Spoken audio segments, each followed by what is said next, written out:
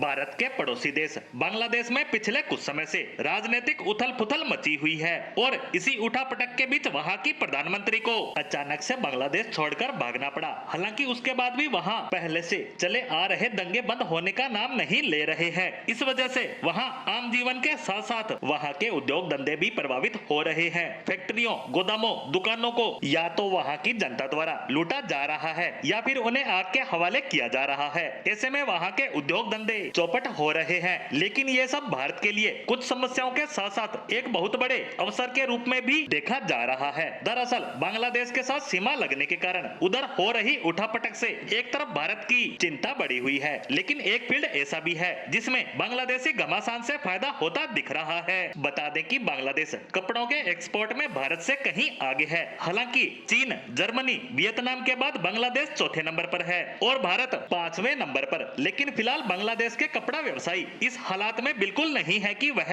किसी भी तरह के ऑर्डर को फुलफिल कर सके। ऐसे में यह मार्केट भारत के हाथ लग सकता है। बता दें कि भारतीय अर्थव्यवस्था हमेशा से कृषि प्रधान रही है, लेकिन कृषि के बाद भारत के विकास में सबसे महत्वपूर्ण योगदान वाला उद्योग है कपड़ा। और इसी फील्ड में बांग्लादेश के हालातों ने भारत को मौका दिया है कि वह फिर से वैश्विक कपड़ा बाजार में अपना दबदबा बना सके। भारत का कपड़ा उद्योग 5000 साल से भी पुराना है। इसकी शुरुआत गांवों में हथकरघा के रूप में हुई, जो अब आधुनिक कपड़ा मिलों तक आ गई है। भारत के कपड़े विदेशों में अपनी पहचान बना रहे हैं। प्राचीन ग्रीस और बेबीलोन सबसे महत्वपूर्ण वस्तुएं थी, लेकिन समय के साथ साथ चीन, जर्मनी, वियतनाम और बांग्लादेश में भारत नाम ही कपास का संक्षिप्त रूप था। चीन से रेशम और भारत से कपास पश्चिमी देशों को निर्यात की जाने वाली कपड़ा उद्योग पर अपनी पकड़ को मजबूत किया और भारत इस दौड़ में पिछड़ता चला गया। लेकिन अगर भारत को कपड़ा उद्योग में फिर से दबदबा बढ़ाना है तो उसे कई चीजों को बेहतर करना होगा, जिसमें नीतिगत सुधार भी शामिल है। साथ ही घरेलू उद्योगों को प्रोत्साहन देना होगा,